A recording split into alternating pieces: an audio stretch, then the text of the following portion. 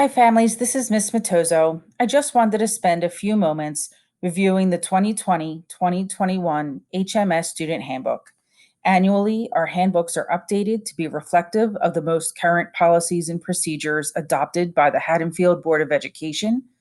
Our policies and procedures are congruent with all state and federal regulations, and we make sure to review to ensure that our policies and procedures in our handbook guide all of our actions, but that our families, as well as our students, are familiar with what's contained herein. As a point of reference, if you're looking to only quickly scroll through the handbook, you'll notice that everything that is new or updated has been highlighted in yellow. As I begin to scroll through, you'll see that each identifier within the handbook has a title in bold with descriptive information that follows. We begin certainly with our mission, our vision, contact information if you need to find it in an additional place. And as I scroll through, you'll see throughout the handbook that all of the policies that are approved by the Board of Education are linked in blue for easy accessibility if you do wish to review the policies. There are some policies linked at the end of the handbook that are in either their first or second reading, but they are there for your convenience as well. The handbook is an important tool used to guide grading policies and procedures, our code of conduct, in addition to harassment, intimidation, and bullying procedures and attendance. Typically, the most important part of the handbook does rely on the attendance piece so that our families understand the difference between an excusable or an allowable absence defined by the state of New Jersey and by the Federal Education Association as our governing body. But if you scroll through, again, as I mentioned before, anything that is new or updated, and certainly anything specific to our COVID policies and procedures, are highlighted in yellow for ease of access if you're skimming the document. Attendance is something that all of our families should be familiar with, particularly with regard to what's defined as an unexcused absence or an excused absence.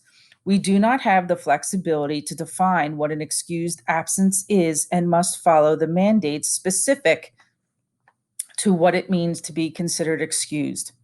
Please be sure to familiarize yourselves with the difference between an unexcused and an excused absence. Further, chronic absenteeism, truancy from school, and anything that would require either myself or Dr. Russo to file something called a truancy charge would mean that any child who is unable to be delivered to school either physically or online, there are certain mitigating measures that happen before anything would involve the courts, but certainly the student handbook does review all of the legalities involved in mandatory attendance to school. There's a section on academics, teacher evaluation of students. I would advise that any families who are unfamiliar with the updated policies do review the letter grades and numerical equivalents that have been updated to be reflective of updated board policies. Further, in the need to provide a student with an incomplete grade or to give a child makeup privileges, all that information is defined herein. Our program of studies, which describes all of our courses, is also linked here, as well as information on classwork, homework, standardized assessment, counseling services, parent-teacher conferences, and scheduling.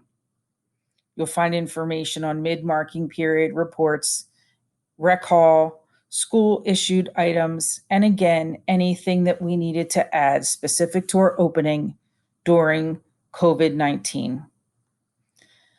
Furthermore, the Haddonfield Code of Conduct guides the ways in which we work with our children who may make a mistake, and as kids go, they do make mistakes. As we outline things like racial, sexual, religious, ethnic harassment and violence, there are very specific policies and procedures that we follow. If you have any concerns relative to something that might fall under the affirmative action umbrella, Dr. Gino Priolo, along with myself, are the district affirmative action officers. We are happy to provide our families with information and work with our students who may be involved as an extension of the HIB process, anything that might violate their rights. Our harassment, intimidation, and bullying policy and procedures are linked herein as well. And as you scroll through, you'll find more information on things like sexual harassment. Relationship abuse, dating violence are covered in our health curriculum. But again, if any families have any concerns that they wish to relay to their child's counselor or to the administration, please reach out immediately. Our COVID-19 expectations and policy is linked herein, as well as our expectations for live streaming and synchronous expectations. Our students are expected to perform with the same level of integrity and participation for positive engagement in their virtual classes and in the chats as they are in class. They are held to the same standard. We would like for our families to reiterate the importance of appropriate behavior and representation in the virtual learning environment as well as in the classroom setting. All of our rules and regulations will be reviewed with our students during their study halls in live stream meets with Dr. Russo and myself as we review our expectation for how our 6th, 7th, and 8th graders are to conduct themselves in person and virtually.